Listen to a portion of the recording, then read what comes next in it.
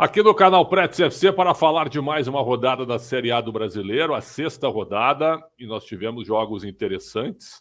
Eu começo falando sobre o clássico na Neoquímica Arena, Corinthians e São Paulo 1-1.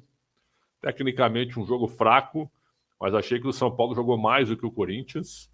Os lances discutíveis, achei que foi pênalti do Rafinha no Wesley, acho que ele empurra o Wesley, respeito todas as opiniões contrárias, e achei falta do Caleri também no Fagner, também respeito todas as opiniões contrárias. Eu não vi uma arbitragem muito ruim, não, do Bruno Arleu de Araújo, reclamada pela diretoria do São Paulo, que só aparece também como oportunista, né? Porque quando tem que aparecer antes também não aparece para explicar outras coisas. Mas um ponto ganho do São Paulo, sem dúvida. E o Corinthians está com 5 pontos, situação difícil. É um time que realmente parece não engrenar.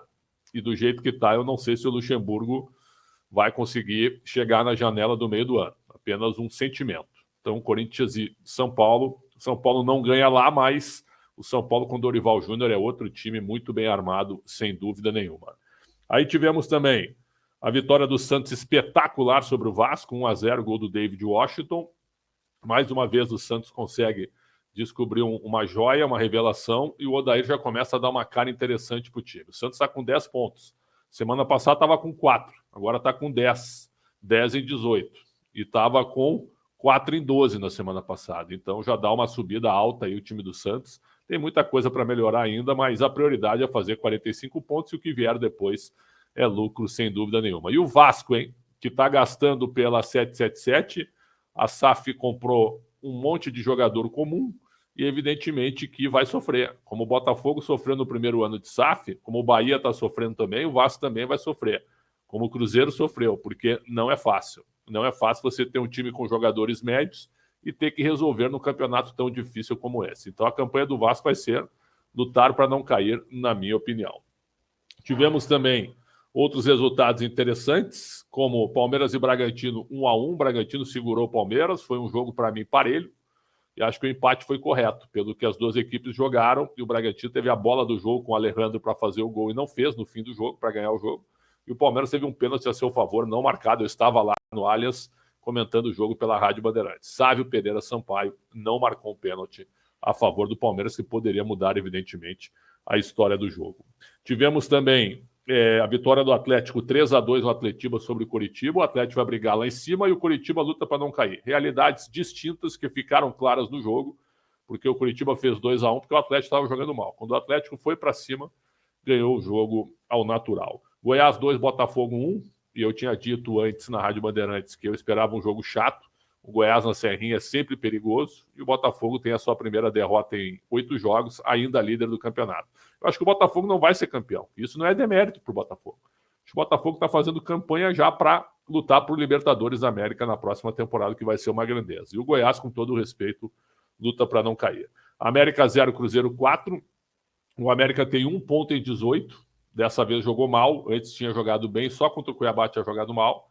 Então tem 1 empate e 5 derrotas. E o Cruzeiro tem 4 vitórias e 2 derrotas. Ótima campanha do Cruzeiro, que também já está fazendo pontuação para se garantir sem sustos na primeira divisão. E o América tem que estancar a defesa. Se continuar assim, mesmo jogando bem, vai cair porque o time não se defende.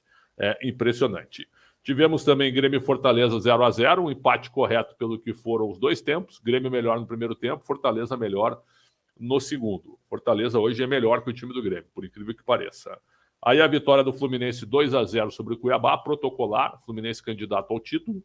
E a vitória do Flamengo 3-2 sobre o Bahia. O Bahia é aquilo que eu estou falando, primeiro ano de SAF, difícil. E o Flamengo vai crescer com o Sampaoli. Mas a nota ruim foi a péssima arbitragem do Paulo César Zanovelli, que prejudicou o Bahia sem dúvida nenhuma. E para fechar, tivemos a vitória do Galo 2-0 sobre o Inter, sem sustos. O Galo sem forçar, jogando a meia força, ganhou do Inter patético, né? Aliás, o Internacional é candidato ao rebaixamento hoje e parece que eu estou sentindo assim, ó. O Inter, o Mano vai sair do Inter, acho que o Inter vai tirar o Mano, e o Mano vai vir para assumir o Corinthians, porque acho que o Luxemburgo, do jeito que está, não vai dar jeito no Corinthians. Então, o cenário para julho, eu não ficaria nem um pouco surpreso, se tivéssemos o Mano Menezes treinando o Corinthians e o Luxemburgo fora mais uma vez. É isso. Série A do Brasileiro, com bons jogos, tivemos 26 gols, média de gols boa, times jogando no ataque, jogos competitivos, duríssimos, e hoje, para mim, tá muito claro a parte de cima, pelo que eu estou vendo, certo? Nesse início de campeonato ainda que equilibrado. Palmeiras, Fluminense, Flamengo que vai subir, o Galo que vai ficar ali e o Atlético Paranaense. Esses 5. Eu acho que o Fortaleza pode beliscar também. E lá embaixo, 10, 12 times lutando para não cair. 10, 12 times lutando para não cair, porque o campeonato vai ser muito duro, com cada jogo realmente sendo disputado ali, ó. E aí a gente tem que ver os treinadores que podem definir muita coisa. Hoje tem muito treinador definindo o jogo e tem muito treinador perdendo o jogo. Essa que é a realidade. Canal Pretos FC no YouTube, muito obrigado pelo carinho e pela audiência. Um grande abraço e até a próxima.